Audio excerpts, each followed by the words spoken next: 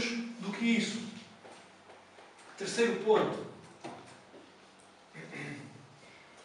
O valor de uma alma é tão grande, tão grande, tão grande, que quando Paulo escreve aos Coríntios e ele compara a vida de uma alma salva com os sofrimentos que essa pessoa passa, e vocês ontem à noite tiveram a oportunidade de ver como tantos missionários pagaram, ou o sofrimento que eles passaram. Toda a gente fala nos 5 mártires, não é? E as viúvas dos mártires, não é? E as crianças, filhos dos mártires. Conseguem imaginar o sofrimento que vai no coração de alguém quando o seu pai é levado de forma violentíssima por aqueles a quem dedicou a sua vida? Quando Paulo escreve aos Coríntios, ele diz que essas coisas, essas dores que cortam o coração, que dilaceram a alma, são uma leve e momentânea tribulação. É quase um eufemismo. É leve. É pouco. Comparado com o peso eterno de glória que está reservado àqueles que têm a sua alma salva. E a Bíblia faz esta outra comparação para nós percebermos o valor da salvação da alma. O sofrimento não conta. É zero. Se for necessário sofrer incrivelmente por causa da salvação da alma, Deus não demora um milésimo de segundo a dizer que vale a pena. O último slide deste ponto. A Bíblia compara a salvação da alma com a perdição da alma. À salvação da alma será atribuído um peso eterno de glória ou de honra muito excelente. Ou seja, a recompensa será grande, será pesada, será gloriosa, será muita, será excelente.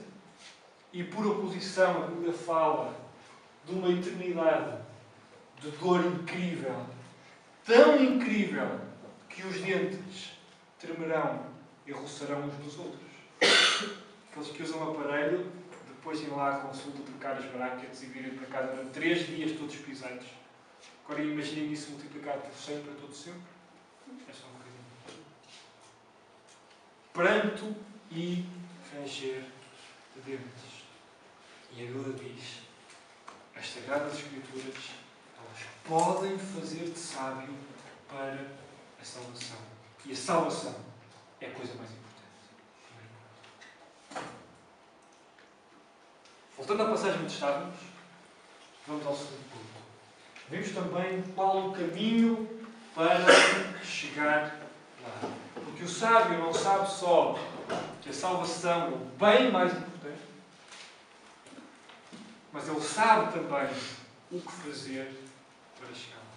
E Paulo diz: se quer chegar lá, então o caminho é pela fé que há em Cristo Jesus.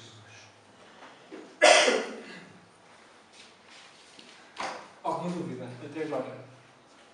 Esta parte é muito importante. Para que todos eles cheguem lá.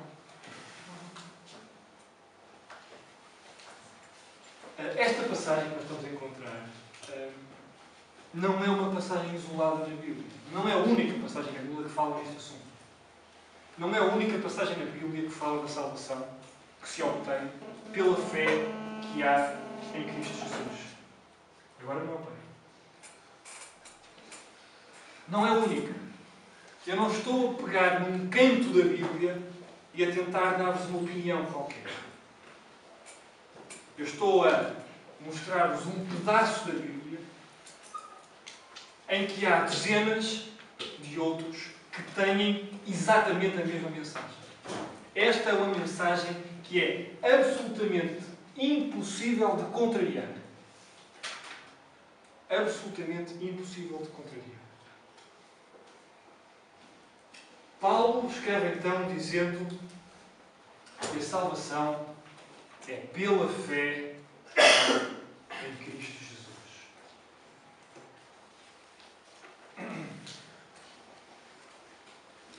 muito diretamente, sendo tão simples e direto quanto é possível. Qualquer outro nome que possa surgir no que concerne à salvação é para arriscar. É quê? É para arriscar. Seja o nome do pastor, seja o nome do pregador, seja o nome da igreja, seja o nome do santo, seja o nome da santa, ou seja o nome da mãe de Cristo, é para arriscar. Dizia Paulo a Timóteo: tu sabes as Sagradas Escrituras que podem fazer-te sábio para a salvação pela fé que há em Cristo Jesus. Esta é uma mensagem direta e é simples. E ninguém me convence do contrário. E isso é importante. Porque não há forma de me convencer do contrário. Porque se a Bíblia fala da salvação como a fé que há em Cristo Jesus, é pá, digam o que disserem. É a fé que há em Cristo Jesus. Vamos ler Coríntios, primeira carta, capítulo 15, rapidamente. Aquele que é sábio, sabe isto de cor. Tá? Mais do que João 3,16, sabe 1 Coríntios 15, de cor. Muito mais que João 3,16. Tá? Vemos assim. Primeiramente, vos entreguei o que também recebi. Cristo morreu pelos nossos pecados, segundo as Escrituras, e que foi sepultado e que ressuscitou ao terceiro dia, segundo as Escrituras.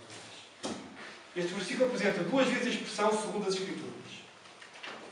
De onde nós podemos ver o seguinte: de acordo com as Escrituras.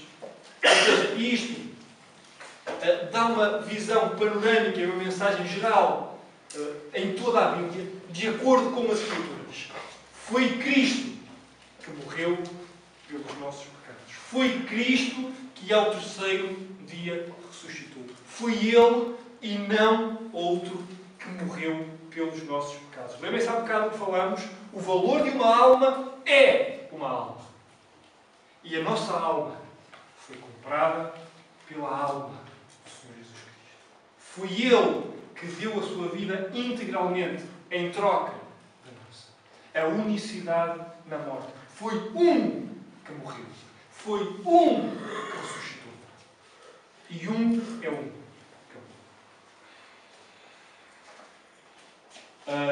Antes do outro slide, algumas palavras permitem várias interpretações. A sabedoria é uma dessas palavras. Nós não conseguimos definir sabedoria com uma única palavra que não seja sabedoria. Não há sinónimos, exatamente. E há muitas palavras que permitem ter outros significados. Palavras que têm a mesma forma de dizer, mas depois têm significados diferentes. Não é? Ou até palavras que podem ser entendidas de muitas maneiras. Algumas outras palavras têm a característica inversa, que é, são absolutas. Não admitem segundas interpretações. Não admitem debate. Não adianta sentarmos à mesa para discutir o que é que significa. Porque tem aquele valor e tem aquele valor. Uma dessas palavras é a palavra sim. Sim é sim. Acabou. Certo? Uma outra dessas palavras é não. O não é uma palavra que em língua portuguesa e nas outras é absoluta. Não significa não. Epá, não adianta juntar um painel de universitários à volta da mesa a discutir o significado do não. Certo? Porque não é não. Vamos ver rapidamente Efésios 2.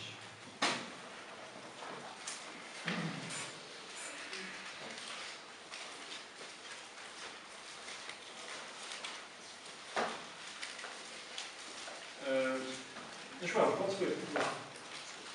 Sim. Efésios 2, 8 e 9.